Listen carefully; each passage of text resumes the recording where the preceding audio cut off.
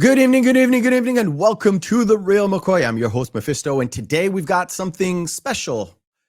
We've got a pre-recorded show about the movie Dune, 1984, but more precisely, this is a shorter show and a little bit different because we're going to talk about the Spicediver kind of cut to the movie, but we're going to get to it in a bit. Let me introduce my guests, Tom and Andre from Midnight's Edge. Good evening, good sirs. Oh, greetings. Thanks for having us. Of course. All right, let's just jump into it with our little segment called Behind the Screens. Sound production, take 2. All right, Behind the Screens is where we talk about everything that is behind the scenes of the movie, and that's towards the original production of the show and everything that is behind it. Roger Corman was the first guy who wanted to make the movie back in the late 60s. He wanted to shoot in Turkey, but it was a non-starter, so he didn't manage to purchase the rights. Arthur P. Jacobs actually managed to purchase the rights, the guy who made the Planet of the Apes. And he started production back in 1971, but it's sort of like he did other productions and it didn't take off the ground. And he had a fatal heart attack, died, and just the rights were resent back. In 1974, the rights were produced by a French producer, and he hired Alejandro Jodorowsky or Jodorowsky. And he famously had a star-studded cast with people like Salvador Dali, David Carradine, Mick Jagger, Udo Kier, and Orson Welles as the Baron. And he had a lot of people doing designs for him. A guy called Mobius. Is it Jean Girard, I think? Mobius? That is correct. Yes. No, it's Jean Girard. When he does non-sci-fi, it's Girard, and as sci-fi, it's Mobius. And then he has a couple of other aliases as well for other things. And H.R. Giger was hired as well for doing all sorts of like crazy designs and everything. There's a very famous, I think it's 2013 documentary about the Jodorowsky's Dune, the greatest movie ever not made, which I didn't get to watch, which is a bummer because I was looking for it. It is fantastic. You really should see it. Everyone should see it if you haven't seen it. It is one of the greatest making of documentaries ever made. And there is famously a few of these design books, which are like yay thick, that were auctioned off. I think it was 2016, 2017 or something like that, with all the storyboards, all the designs, all the crazy stuff. It's fantastic. There's another thing about that. It's not just that they were auctioned off. What was auctioned off is what remained. But why it was so influential is because every studio at the time, they were trying to get this movie off the ground when you had this big book where the entire movie was visualized. This was handed out to every single studio and everyone that could help in any way, shape, or form make this movie for free. So there were a lot of copies going around and influencing a lot of people by like, yeah. But not many of those copies still exist today. I think they sold, I don't remember exactly. It's either 7 or 4 books. I don't remember. It was very interesting to, like, I heard a couple of YouTube videos about it because I couldn't get the actual movie, and both had similar things to say, but it's not precise. Anyway, when Dino De Laurentiis actually got the rights, because again fell out of production, he actually hired Ridley Scott to direct the movie. Scott had to bail out because his older brother died, and change his scheduling and all that stuff, because we're talking about around 81, and he was not let go, but he left the movie, but then he got rehired to do Blade Runner after that. So David Lynch was tapped to do the movie. I don't know if it's rumors or it's real, depending on which source you're looking at, but George Lucas was looking to hire David Lynch to do Return of the Jedi, but it didn't quite, they didn't sort of settle on something kind of fell off between the two. And like I said, because it's the rumors were that David Lynch used the fact that George Lucas talked to him about Return of the Jedi to actually do Dune. So going to De Laurentiis to say, well, George Lucas wants me to do Star Wars. But like I said, other sources say that he read the book. As soon as he read the book and he knew De Laurentiis was had the rights to the movie, he actually went to De Laurentiis and said, I want to do this. Do you have a director's job? And he's like, sure, you got it. No problem. But once Lynch came aboard, De Laurentiis kind of did a hands-off producing and gave it to his daughter, Raffaella, to do the day in, day out production. No, one has to keep in mind that at this point, Dino De Laurentiis was an old man. So he frequently did this. He gave the producerial jobs to his children, most notably to Raffaella. He also outsourced the Conan movies to her, in addition to Dune. So he was getting up in the years. All right. Anthony Masters, who did the designs for 2001 Space Odyssey, was tapped to do the designs. He jumped on this thing because George Lucas, again, wanted him to do Star Wars, but he couldn't at the time because he had sort of scheduling issues. So once he was hired, Lynch told him, I want designs that look nothing like Star Wars, especially nothing like Star Wars.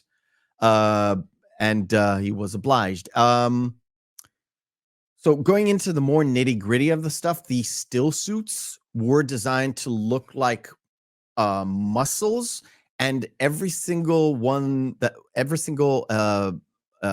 casting, like main casting guy that was in shot for wearing the suits had a full body cast just to make sure those suits fit them well, because it needed to look like it fit them very well.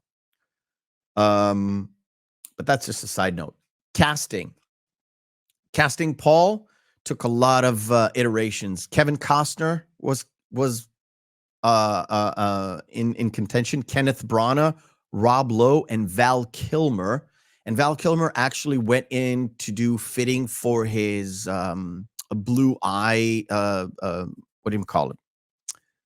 The contacts for the blue eyes. Contact lenses. Exactly. And but something fell through, and Kyle MacLachlan was cast. Kyle was an avid fan of the Dune book. In fact, a lot of people that were involved from the main cast were like fans of the book itself. Dean Stockwell haunted Lynch to be in the role of any role. To be honest, he got the role of Dr. Yui after John Hurt was already cast, but had to drop out due again to scheduling, which was great for Dean Stockwell. Jürgen Prochnow, who played Leto Atreides, was cast after Lynch saw his performance in Das Boot. Aldo Ray or Rains? Never mind. Aldo Rains is somebody else. Aldo Ray was cast as Gurney Halleck, but had to drop out because he was arrested in Mexico for assault, clearing the way for Patrick Steward, who did his first kind of American role in Hollywood. And he was cast after Lynch saw him in Excalibur. Right. Orson Welles, who was famously cast as the Baron in the Jodorowsky version, was asked to come and do the Baron in this production, but he refused. He just didn't want to be a part of it because he thought it would just fall out. He didn't want to invest time in it. Sting was offered the role of Feyd-Rautha, immediately accepted. And apparently, when he got on the production team, Patrick Stewart didn't know who he was. He saw that everybody's kind of whispering around him. So, oh, there's Sting. And he was like, who are you again? It's like, I'm a musician. Oh, you're a musician. What do you play? I play the bass. What, like you're in a band? Yes, I'm in a band called Police. Oh, you're in a police band. Yeah, that's the extent of Patrick Stewart's interaction with Sting. Everett McGill. His interest extends very little beyond the realm of Shakespeare. So, yeah, can't blame him. Yeah, he's very well known as I'm just the theater Shakespeare guy. Even back then. It's weird that he was cast to TNG. Everett McGill, who played Stilgar, was cast to a different minor role, but his agent kind of said, well, just have a second look. He did a second audition with Lynch, and Lynch was like, perfect, that's great. The film was shot in Mexico City and the surrounding area. There was an area of desert that had to be cleared from vegetations, from rocks, all that stuff, in order to make it look more Dune-like. But overall, they had 80 different sets built on 16 different sound stages to have all the different stuff, including the different caves, palaces, all that stuff.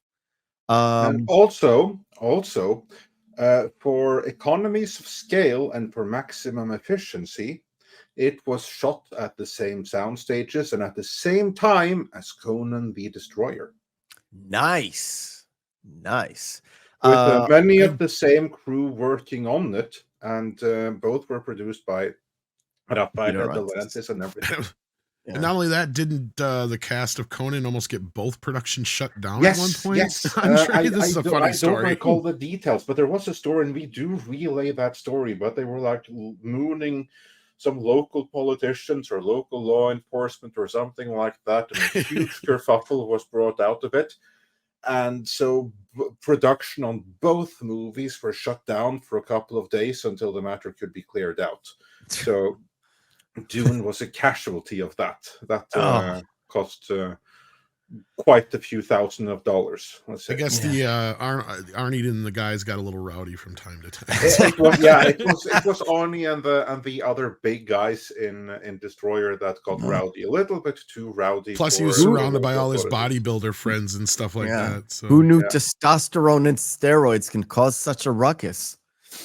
And all the major alcohol south of the border and everything. So especially because one of the cast members was arrested in Mexico for assault and couldn't do the role, and that's why it was recast. Right, all the major cast members had to, by Lynch law, to have the Dune book in their trailers, and they were encouraged to read it, peruse it, make sure they have it at all times because it's very important to Lynch. Toto were tapped to do the score, but they were joined by Brian Eno to create. Brian Eno created especially the prophecy score or prophecy track of the movie. It's sort of they wanted to do something extra special and involve not only sort of the orchestra and more modern tools. That's what Toto brought into to the soundtrack. Not your typical John Williams score, which is very operatic and all that stuff. Just make it more grounded and gritty, as Lynch put it. And most famously, sort of to tie everything together, Lynch had his own 3-hour cut. But they went to the studio, and the studio insisted that they cut it down into a 2-hour movie. Lynch did cut it down.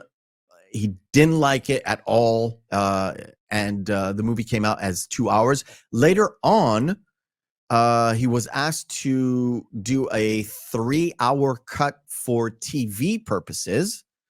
And there was supposedly, I haven't found it, but there was a close to a 3-hour cut for TV.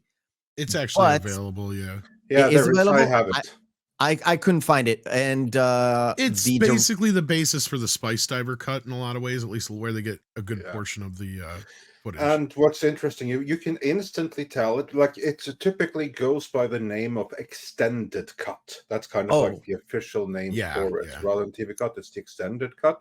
Although it is the TV cut because it does excise a few things that are in the original film. But yeah, true. And also the way you can tell is that just look at the eyes, because all of the Fremen that have the blue eyes, the moment it's part of the extended cut, there's no blue eyes anymore. Yeah, because that was an expensive post-production thing that they really just couldn't be asked to add in there. So whenever you have one of the additional scenes that has been reinserted, all of the cast that has no blue eyes all other times suddenly have normal eyes. Which is funny because the eyes is kind of a weird thing as far as the three versions of the movie we have. The eyes have been done 3 different ways. In the original film, they're basically done the same way that they did the rotoscoping for the lightsabers, right? They had to go frame by frame. And that's why, as Andre was saying, there was no way they were going to spend the time to go or the money for that matter, to go rotoscoping blue eyes over everybody for an extra 45 minutes worth of footage or whatever, right? Just ain't going to happen. Yeah. Considering the fact that Val Kilmer went in to have his eyes like tested for the special blue lenses, and that, like, I never heard that Colin MacLachlan went in to do that, or at least I looked for it and I couldn't find it. I'm sure they tried a few different things, but yeah, that's what they decided to use at the end when it came to the 84 version. Then for the sci-fi version, they actually used the contact lenses, which of course by that point advances in contacts have come leaps and bounds, and obviously a lot more comfortable. And what these contacts would do is actually react to black light. So they would actually have like a black light set up in certain angles. And that's why at certain times when they move their heads, the eyes kind of shift colors. But to me, I kind of like that in the sci-fi version because it almost makes it feel like you only see that in certain lights, because like the regular eye is, if somebody's out of the light, you can't quite tell what color their eye is, but at the moment they go into the light, you can see it, and just kind of like how a reflection in the eyeball happens, kind of like with a cat. Yeah. And it's kind of what it reminded me of. But then you go to obviously the new one, it's just done with CGI. Right, pretty much just easily. Yeah, and that's kind of how the Spicediver cut was fixed, because now you can do it on your phone. But you can literally splash it on a regular kind of free editing software from like downloaded from the internet. Like put the movie in and just write down eyes blue and it's ready.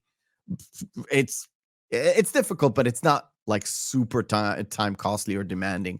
What I was gonna say is, I know that the TV cut or the extended cut, as you said, is directed by Alan Smithy and written by Simon Booth is the Booth. writer. Yeah, that's it. Yeah. That's it. Because Lynch was not having it. It's like, if it's not my cut, it's not me.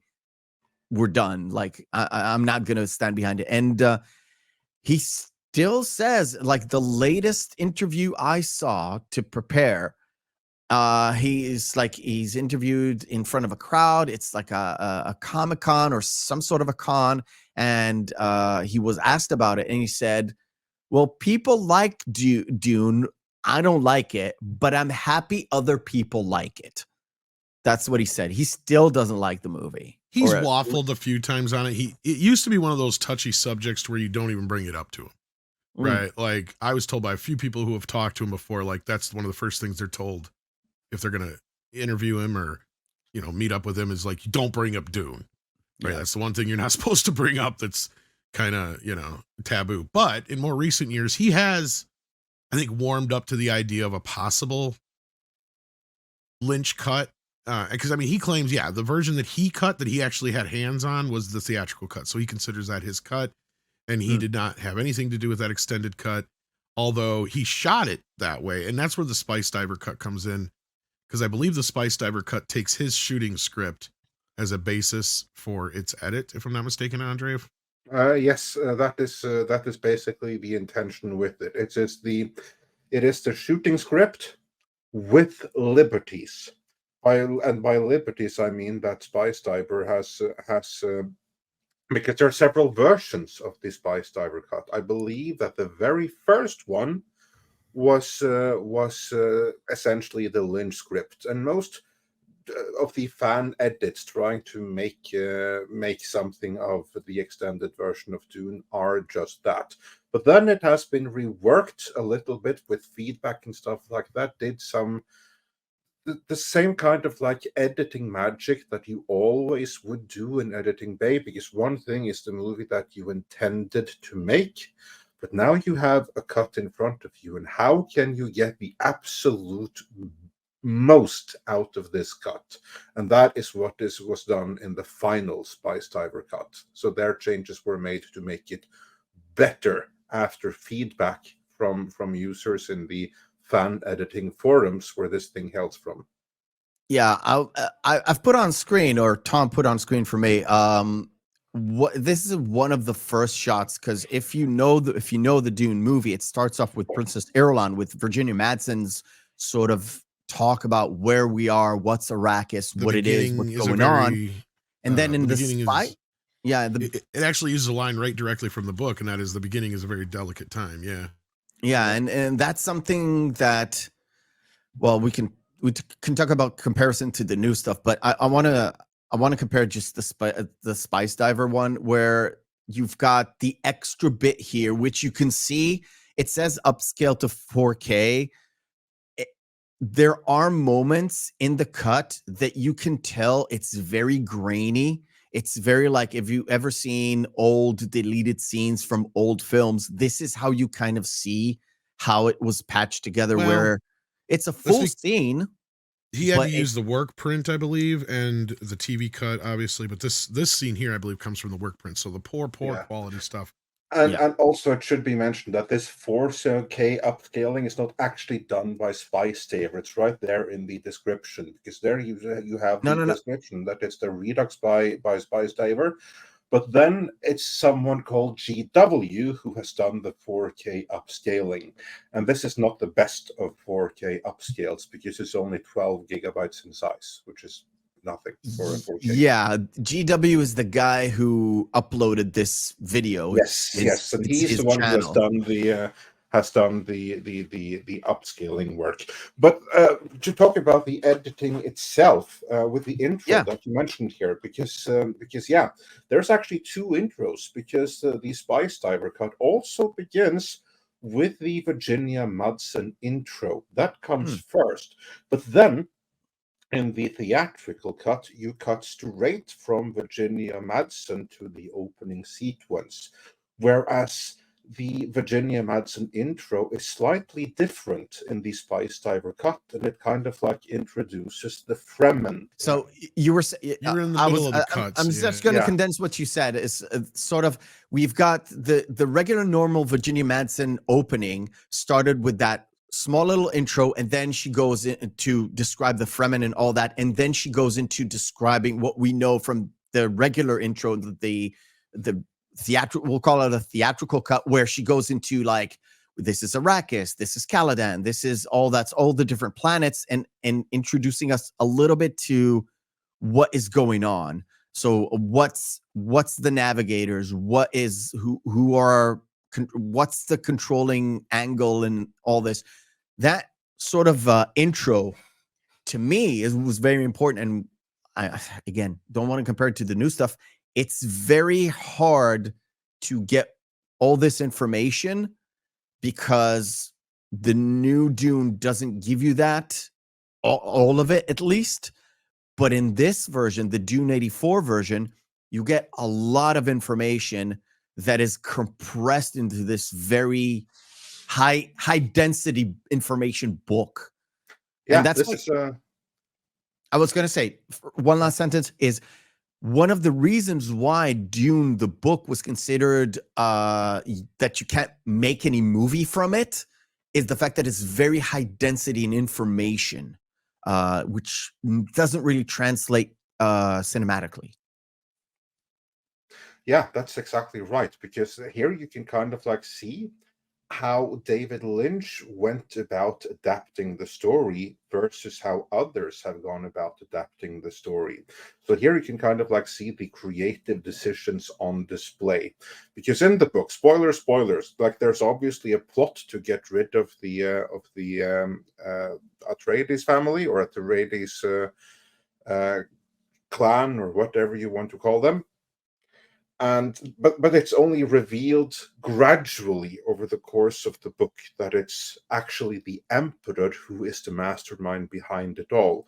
This is a revelation towards the end of the movie, and that is how it is played out in the 2000s miniseries and even in the newer movies. There, it's only towards the end that we see the Emperor is behind it.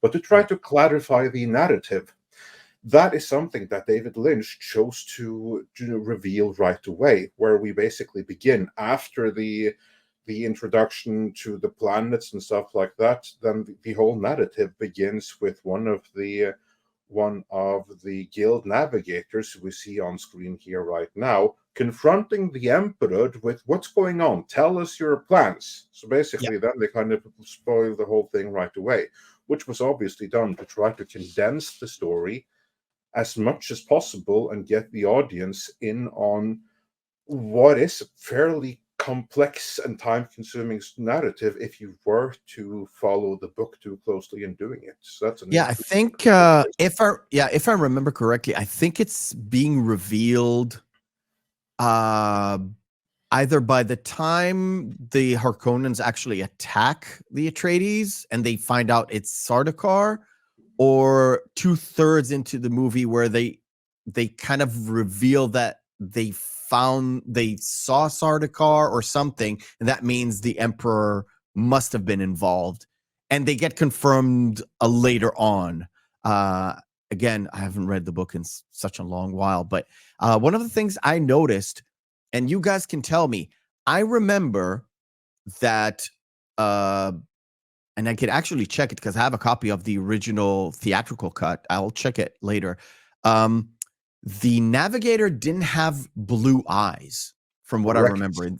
It didn't, right? That's actually an inconsistency in the original movie by David Lynch, because the signature feature of all the creature, everything that inhales large quantities of spice is their blue eyes, with the exception of, in that movie, the Guild Navigators, which makes absolutely no sense because no one, and I mean no one, consumes more spice than a Guild Navigator. But for some weird reason, they didn't have the blue eyes. And this was an inconsistency that Spicediver caught, which wasn't difficult because everyone, every nitpicking fan ever has always picked up on that. So he wisely fixed it by giving them the blue eyes as well. And that, again, it's one of those tiny little fixes, but it only helps to make the movie all that deeper, more consistent, and a better experience. It's one of those many little things that makes the Spicediver cut the definitive cut of David Lynch's Dune. Yeah, one of the things I wanted to touch upon, because we're talking about the sort of the differences between Spicediver and the original cut, and one of the things that generally speaking were very much criticized that I remember even back then was the shielding thing that did not look good. Now, everything that they did with this special effect is the fact that every single panel was rendered separately and then composited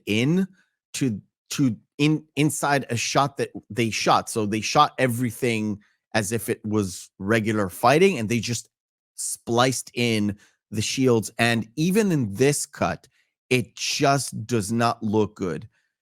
Both in this shot where it's Gurney Halleck and Paul fighting, and then later on in the sort of the death scene of Duncan, Idaho, which I think Lynch got a lot of criticism about Duncan, Idaho, which had a lot more to do within the first act of the book, if you want to call it that, up to the point where the Atreides get attacked, and then, but he is sort of ineffectual in this movie.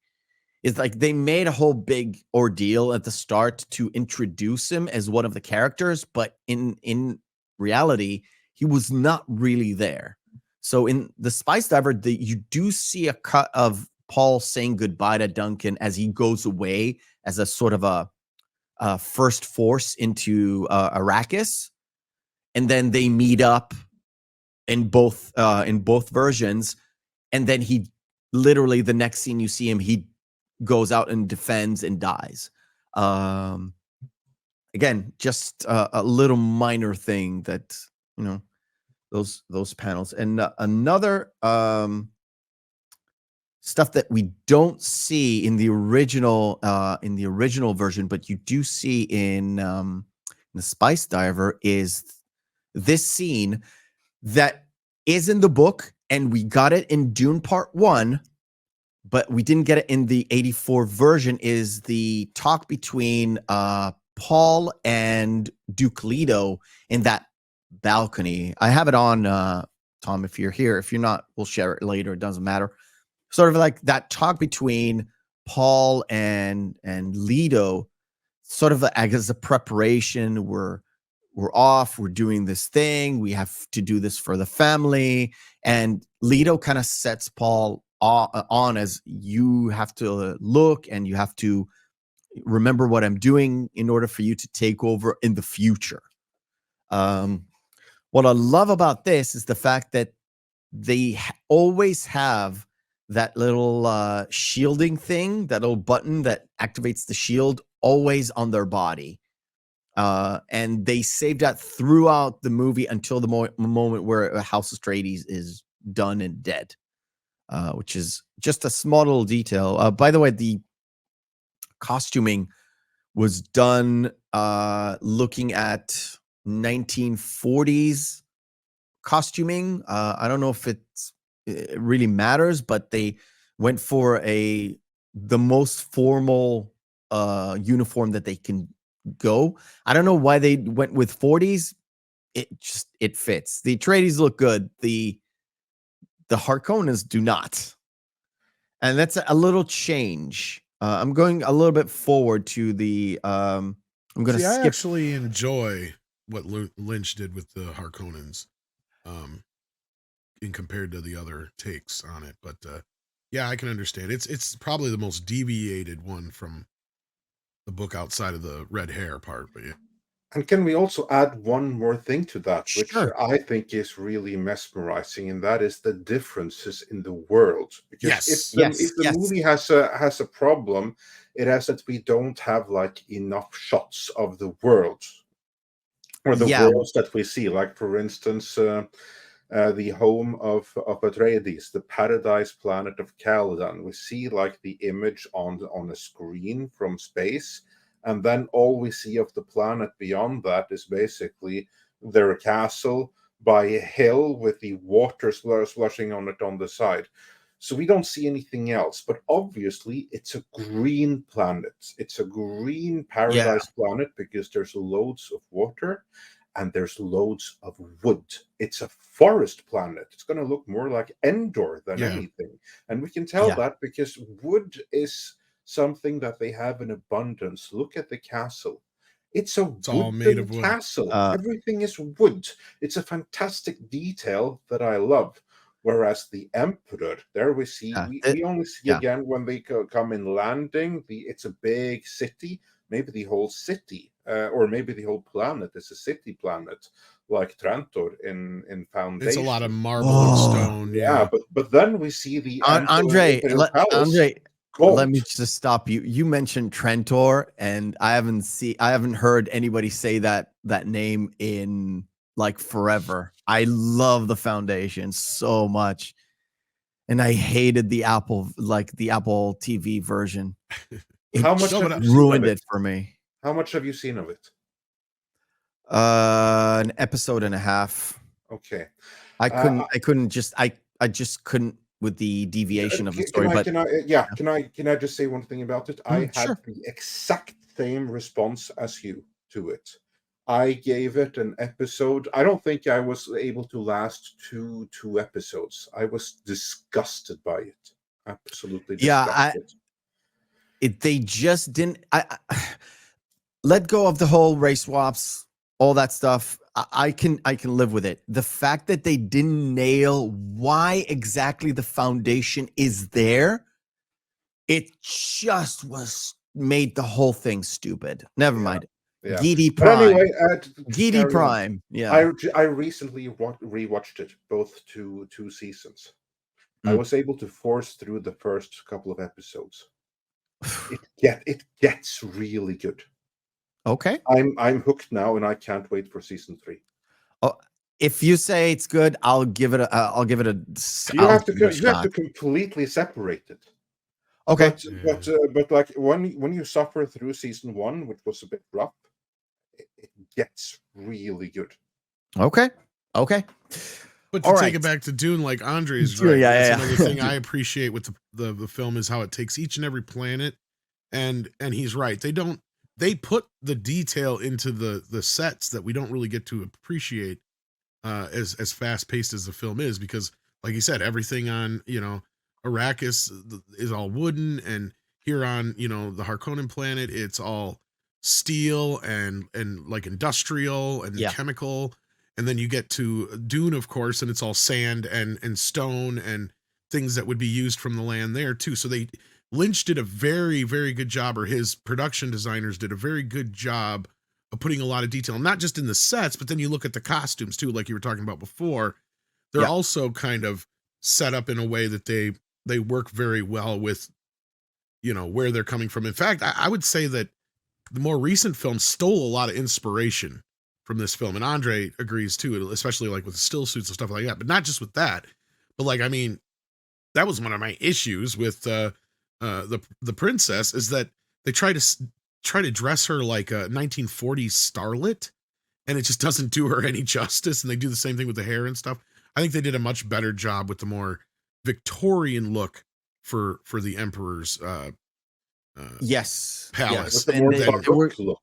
Yeah. Or what was it? Sorry, Andre. Baroque, more Baroque look. Baroque, yes. Yes. Yeah. What I wanted to say, and I have the shot queued up, Tom. The fact that what they used to do some of the miniature work is actually so the foreground is actually miniatures that were close to the camera, and the sort of like the spaceships, the stuff in the background, it was actually shot in a way that everything was on camera and just spliced in mechanically rather than have shot on shot splice. So everything was on set, everything was there.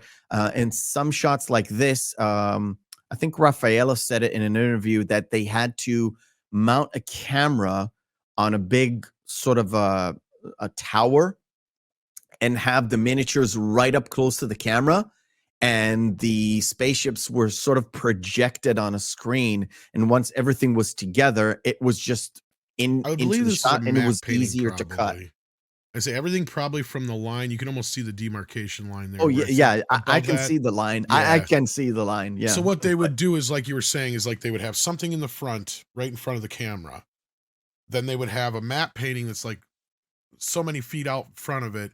But then in that matte painting, there's that little window there. And in that little window is where those guys are standing, probably like hundreds of yards away. Yeah. And so that it looks like they're standing in that little spot there. But you're right. Otherwise, they would use like rear projection and other things too. Yeah. It's so weird because they use it for the embarkation, and then like when they're landing, it's sort of the same shot with a different angle. And here they literally walk down this. Now, this is in the Spicediver cut. This is not in the actual cut, because I don't remember this scene at all. I remember them going into the sort of like the navigator ship, and then there's a shot where they sort of disappear and reappear somewhere else, and then they just go down to the planet, and then they're already on the planet. So this shot was cut, or they used very small amounts of it, because I really don't remember.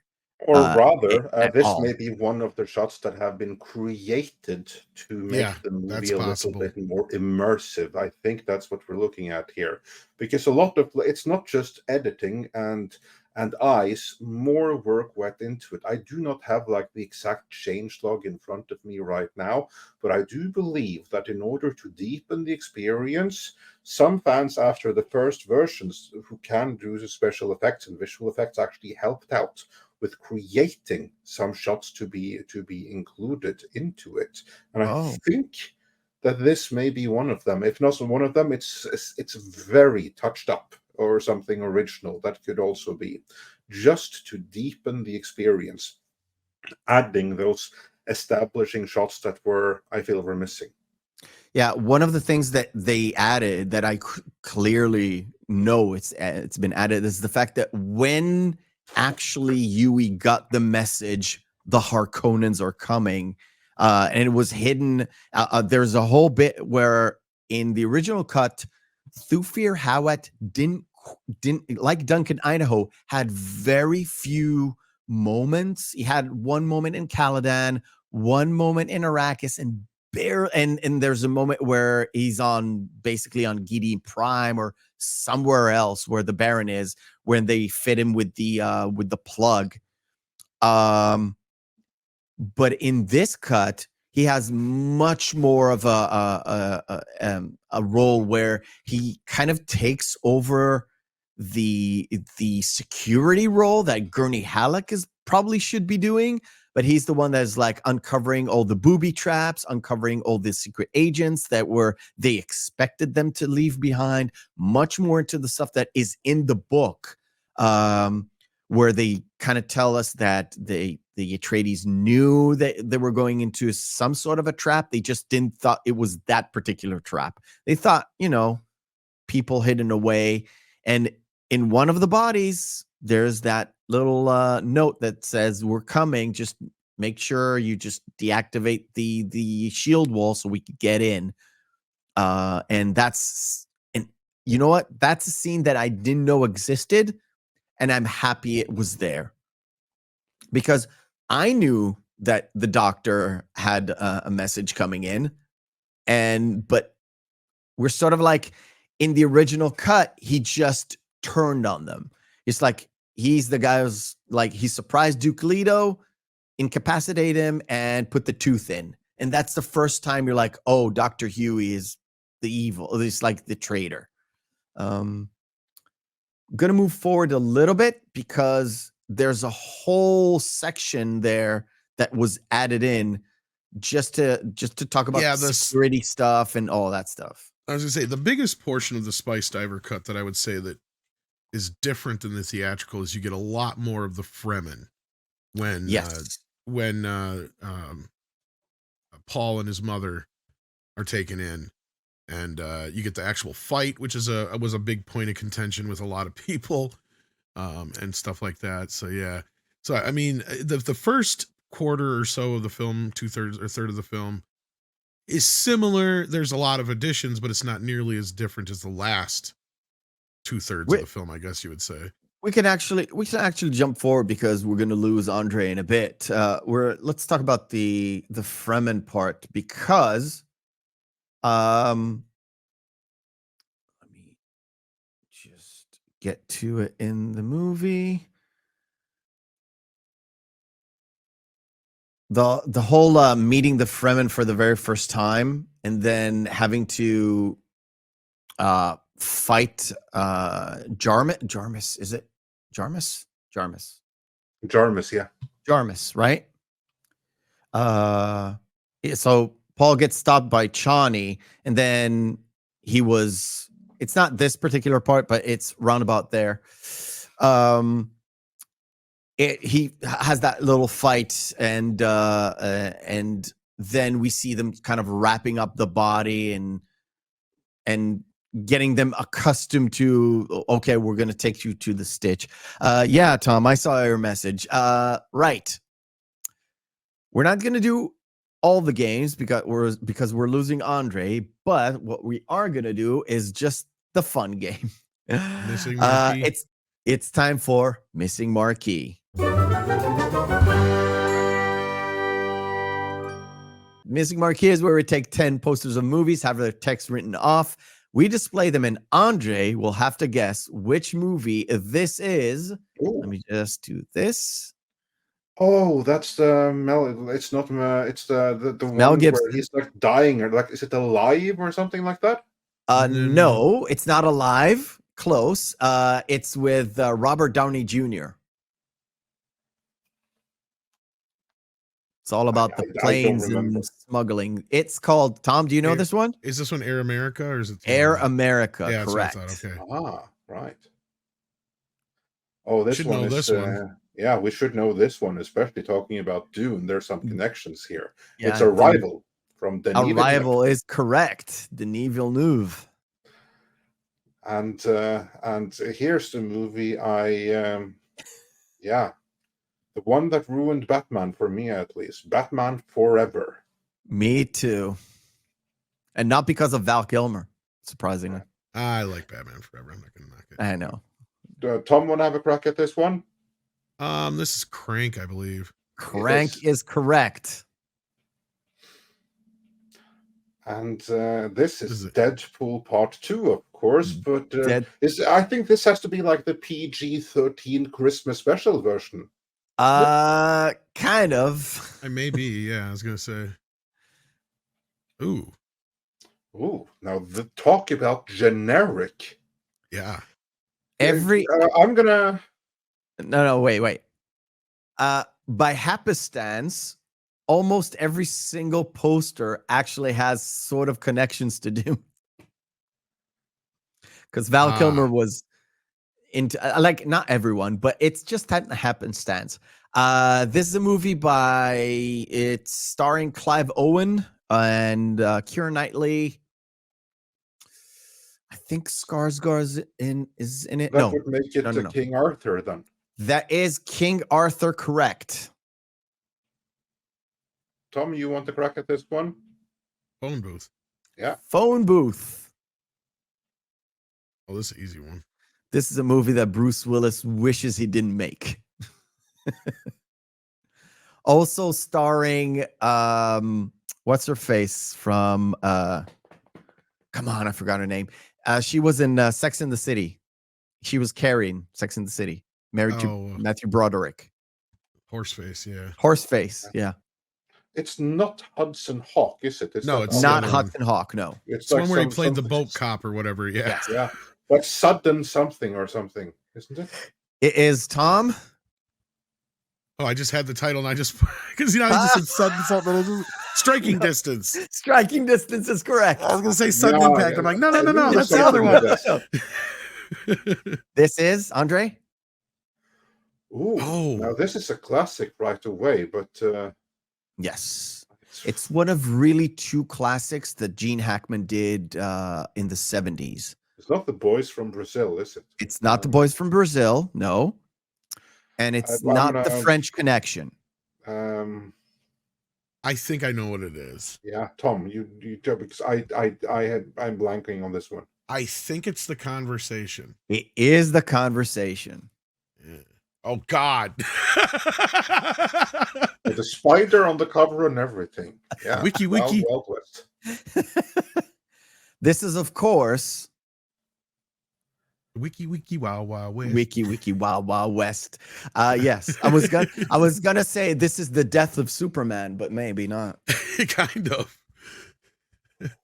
You know what though? We got that South Park episode out of it. That's yeah. That's why I call it the Wiki Wild Wild West. And endless Kevin Smith's podcasts, endless. Yeah, well, this still was good. So we should forever be grateful for that. Yeah. Let me have this back. So, said one of the things that kind of is sort of like the downside of Dune 84, and really hasn't much changed in the Spicediver, sort of re-edit or supercut or whatever, definitive version of whatever you want to call it, is the fact that the latter half of the movie, or the sort of the third part of the movie, third act of the movie, is really condensed. The whole Paul transformation into the Lisan Al Gaib is happening rather fast, and the whole attack on Arrakeen and sort of that years that they did trying to sabotage the whole spice production for the Harkonnens, and the whole getting it back to Raban and the Harkonnens is done in a very condensed space. But we do get one of the things that we did get is a deleted scene of Alia being born. Actually, this is, you get to see in the theatrical cut, you get to see the new Reverend Mother, Paul's mom, taking the water of life, and they talk about Alia being born, but you didn't get this particular part. It's very short. It's a few seconds of just her kind of moaning and groaning, and they don't actually get to see the birth, but you do get a little bit of that. Again, you do see Chani there in the background. She doesn't have a lot extra in the movie to do, even in the Spicediver cut. And also, you get more of Paul's adopted children. After he kills Jarmis, he becomes the adopted father for her kids. And then the theatrical cut, people may be wondering, what the hell are those two kids? They're standing so prominently in every single shot wherever there's Fremen. well, those are his kids, and we never knew. Whereas that at least is expanded upon a little bit. But again, you can only expand up to what was actually filmed. And this part of the story was incredibly rushed and condensed in even in the final shooting script, because this was 1984. It was filmed in 1983.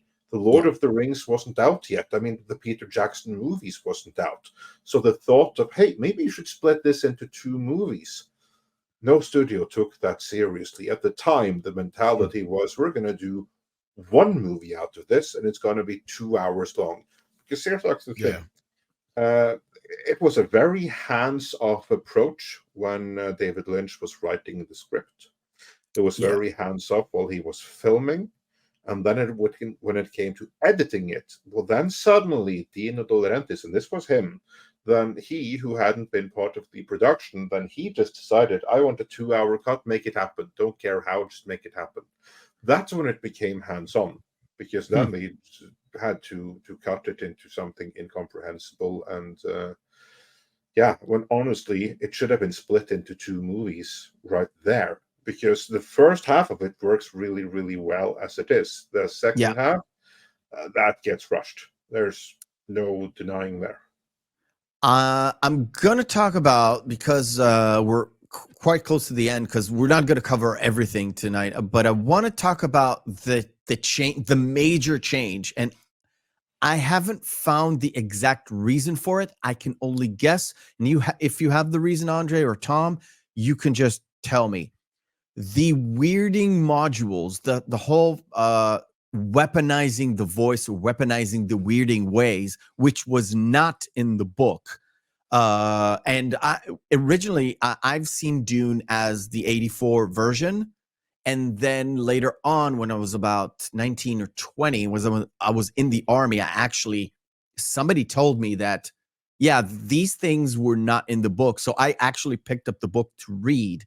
And I was like, oh, I like the book and I like what they did here. So was this made because they had to sort of like have the voice in a visual way, sort of like Star Warsing it up without telling you we're doing lasers?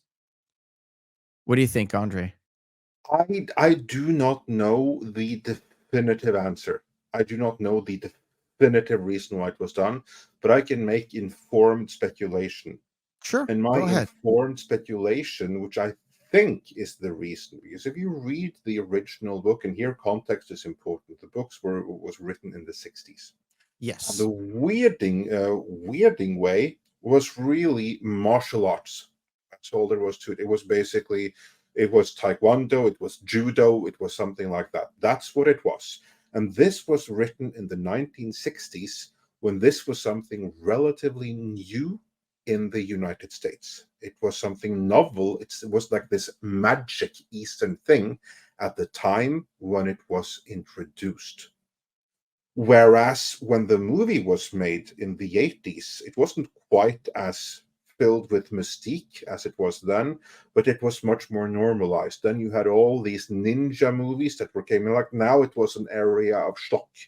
And suddenly that is how these Atreides get the inroad with the Fremen, that they know the weirding way.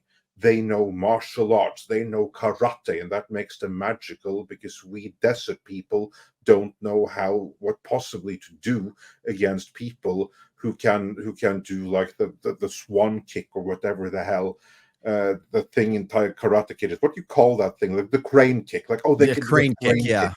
Yeah, that's what the weirding way is in the book. Really, it's no more than that. It's karate.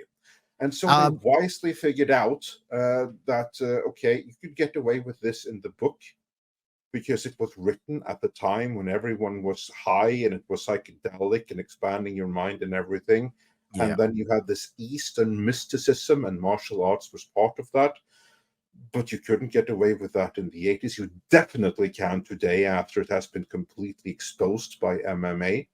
But even at that time, they had to think of something else to make it seem more impressive, to give a reason for why the Emperor would be afraid of the Atreides, other than just, oh, he's getting popular. He's popular, and he has a secret weapon and a secret army. Now, suddenly, you have a bigger reason for why the Emperor wants to get rid of them. So I think it was something that was a necessity of the story in the adaptation, because what was there on page in the book wouldn't work on film in 1984. And I'll just add before Tom says, they did add the martial arts kind of thing in the sci-fi version, the miniseries version, and a little bit, I would say a little bit in the first part of Denis Villeneuve, when he goes into like the visions of the jihad and seeing himself kind of twirling away and killing everybody with a knife. Go ahead, Tom. No, I was just going to say that Frank Herbert actually kind of, as far as from an interview I'd seen, he liked the weirding modules. He thought that was an interesting addition to the story. And I don't remember his exact quote, but I mean, to me, it felt like it was very Dune-like, and I'm assuming he kind of bought into it that way too. Yeah, and they've totally expanded it from having just the small little module, and then after the whole Paul goes into writing these worms, and then they actually mounted these Gatling guns of weirding way weapons onto these worms, and then attacked the Sardaukar a little bit later on, and not only the Sardaukar but the Harkonnen different ships and all that stuff. Not different ships, but the mining probes and stuff. Now the worms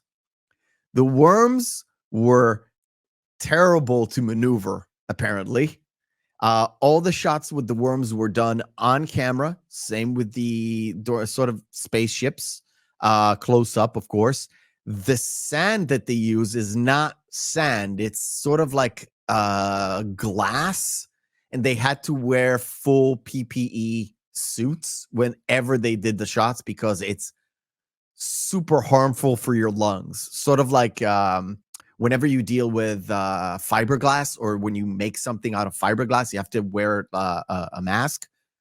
That's even worse, because it's much more like, it's sort of aerosol way. Once you pull it up in the air, much like sand, it gets everywhere, and it's terrible. Yeah. And also, that's noteworthy about the special effects, because the movie gets a lot of flack for its special effects. But I think that is something that needs to be not changed, but certainly clarified. Because what happened was that the studios that were capable of doing space effects and spaceships and stuff like that, they were busy elsewhere, I believe, on Star Wars, actually.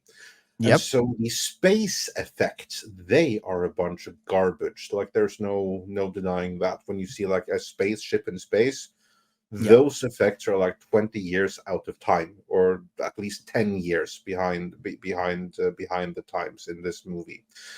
But the practical effects, like the sandworms and everything that has to do with sand, I mean, it's amazing. I mean, it looks pretty darn good and pretty darn convincing, and I don't think anyone can fault anything for the worm effects there, and especially the interaction between the worms and they're the still sand. my favorite worms. Yeah, I like them too. They're very much like they were taken off the front cover of the book, almost one for one.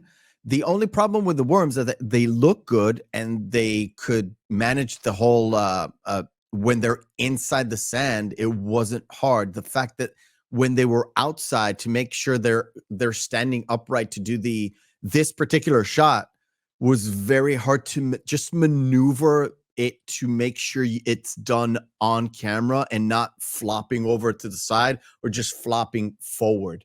That's the whole problem with it. It looks amazing. I love this thing. I really do.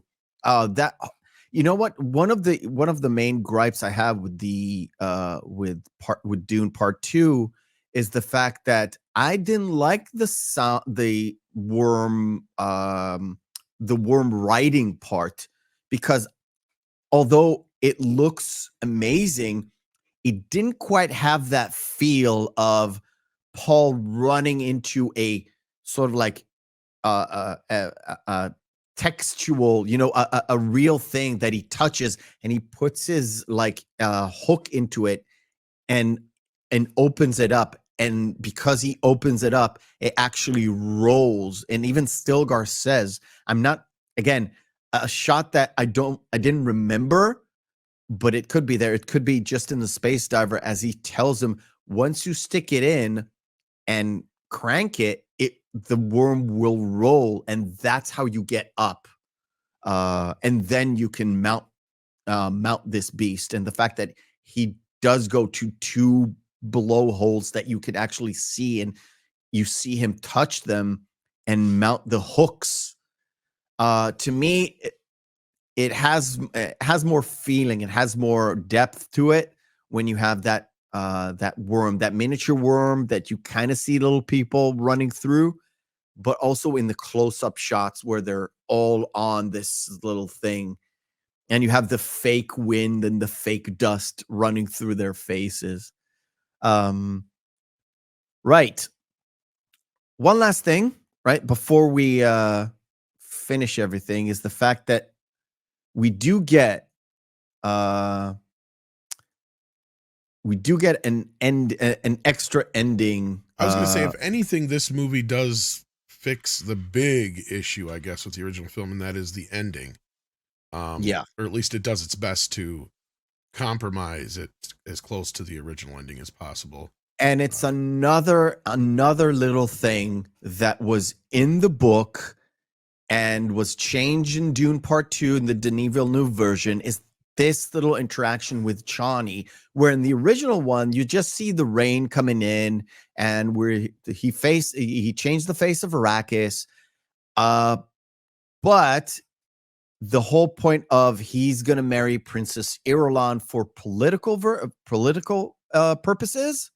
But of course, he turns to Chani and he tells her, I'm not going to touch her. You're the only one for me. You're my love. You're my one. And then, of course, we have his mother turning to Chani, just like in the book, and saying something about, there's a specific line, us concubines will always be remembered as wives, which is such a powerful sentence. History will remember us as wives. Yes, exactly. Thank you, Andre. And that little bit was so missing to me from the transfer to the book. And that's, you know what? After this scene, I actually sent Tom a message. I've finally seen the Spicediver cut, and I love it. This scene made it for me. It just was so missing in the original 84 version, and it was not there. I don't remember it in the miniseries, and it was definitely not there in Dune Part 2. On the contrary, I think that Dune Part 2 and what they did with that particular scene there, retroactively ruined the whole movie for me. Really? The more I think about Dune Part 2 and how Chani in that movie reacted like a spoiled little bitch who didn't see the bigger picture there, it ruined the whole movie for me. Well, we can go into a whole like review of Dune Part 2, because you know what's weird, Andre? And I said it to Tom. As soon as the movie ended, I felt like somebody punched me in the gut, because I knew for a fact I'm going to get out of this movie, I'm going to turn on Twitter, and I'm going to see all my favorite creators saying this movie is so great and spectacular and amazing. And I felt awful, because I knew I'm going to head back home and record a review that says I hated this. Not hated, but I thought it was boring. But it is what it is. Yeah. And I really didn't like the ending. I liked the knife. I liked the Fade Routha fight. I thought it was very much an improvement to this movie, to Dune 84. But I didn't like what they did with the Chani thing, and it really ruined it, and it left a sour taste in my mouth as it was going out.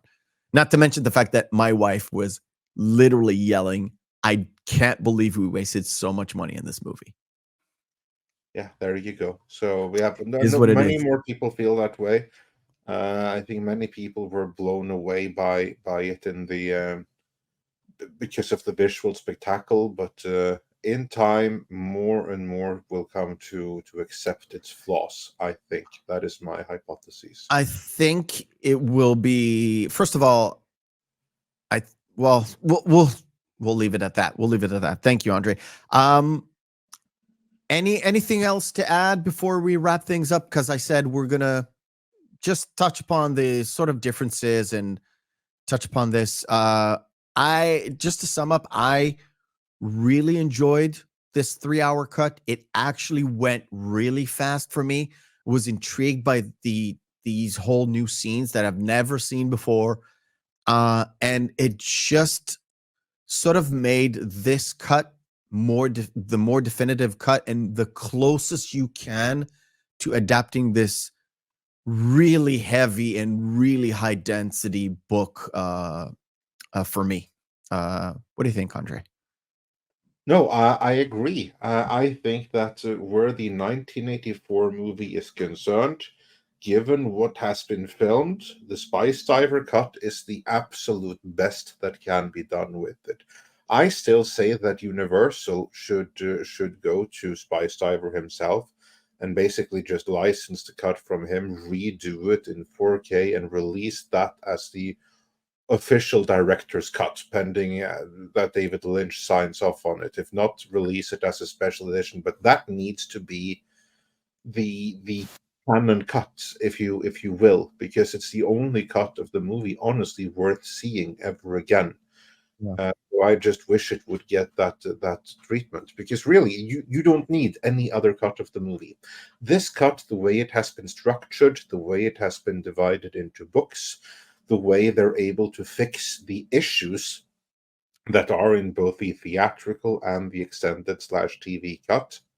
And this is what I enjoy the most, that they're even able to go through the backstory of the Dune universe and hint at why you have no thinking machines. Because they used all of the scenes where Paul is looking at the iPad, if you will. Yes, exactly. The intro, which was a stroke of genius. I mean, that wasn't something that was in the script. That was one of those things that Spicediver, based on feedback, actually did on his own to actually improve it, to just take it to that next level by including everything and putting it into the movie organically.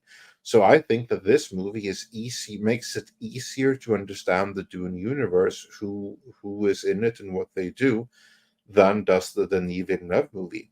And as for me, I like the Villeneuve movies, not so crazy about part 2, but to me, the closest thing to a definitive theatrical version of Dune, with the hedge that the ending is completely botched in the David Lynch movie, nothing to do about that one, completely misses the thing about like charismatic leaders and stuff like that. But yeah, that aside, this is still remains my go-to version of Dune, is this one. All right. Thank you. Tom, anything else to add? No, I think Andre summed it up pretty well. I can't really add too much more than that, other than, this is probably the better cut of the film. I still prefer Lynch's production style, and I love the voiceover, the hearing people's thoughts, because it really does help you in this world. And I think that's one thing that's really missing from the Villeneuve film, and that they did actually manage to put into dialogue in the sci-fi film. That's what makes this film unique. Is that you have that going for it, all on top of just for the most part, I like most of the cast in it. I love just the idea that we have this other version now that gets pretty close. I got to imagine, like we were talking about earlier, Lynch has talked about revisiting it, especially now after the success of the new film. That's when he's been asked about it again and again and again more often. Obviously. I would wonder if he wouldn't go back to it. And to be honest, I wouldn't be surprised if he uses this version as his basis for the cut, right? Like he would obviously probably have access, or they would hopefully have still access to the original negatives that's of the stuff that wasn't used. And maybe there's even stuff that we didn't get to see yet that he would like to add to it. I would love to see a finished Lynch version of Dune that is a special edition cut of it. I think he deserves it. I think the fans deserve it. And I think it would be a huge step for the fan community because the Spicediver cut is one of the few fan edits that is available actually legally, because you can actually get it in this amazing, I believe it was a German release, right, Andre? From I think it has, since then it has been added. Yes, that's the German release where it is. But since then, I believe it's been added to a French release as well. And I also think if it hasn't been, it's going to be an American release as well. So, it hasn't yet, but that artwork is amazing. Yeah, because it would be really great to get a 4K version of the Spicediver cut or Lynch's version, whichever one we get first. Yeah. Because like I said, I think his version would be very, very close to this. Because like Andre said, he shot exactly what he thought he was going to make as far as a film. The edit we get is his compromise. And I still wonder if he even had anything to do with the final edit to this day. He says he did. To the 2-hour cut? Yeah, I mean, I wonder if he says he did. But signing off on something and actually being there when it happens are two completely different things. Agreed. Because that's the other thing too, is he says he's never watched it. So I don't know if he's ever seen an assembled final cut of the film. I don't know if I believe that. But I will say that he may have submitted a cut of his own, and I think that's what the assembly cut or whatever came in and just slash and burn. To be honest, that's what I think that assembly work print or whatever it is. That's, all the other segments that weren't in the TV cut come from the Spicediver edit are probably from. He probably did do an assembly cut, and then they're like, "Yeah, great, now cut it down to 2 hours." And he's like, "Fuck you! I'm not cutting it down to 2 hours." You know what I completely forgot, and every time it surprises me again, the fact that Lynch himself is one of the miners in the Spice Machine that Leto comes in. That's probably the most normal acting he's ever done. Yeah. I mean, he's been in other places in other productions that he did, but this one was plays the most wacko. like in Twin Peaks and stuff. Yeah. All right, cool. Thank you, ladies. Well, not ladies and gentlemen, but thank you guys for coming in and doing this with me. And you guys out there, remember, hope is a good thing, maybe even the best of things, and no good thing ever dies. We'll see you next week.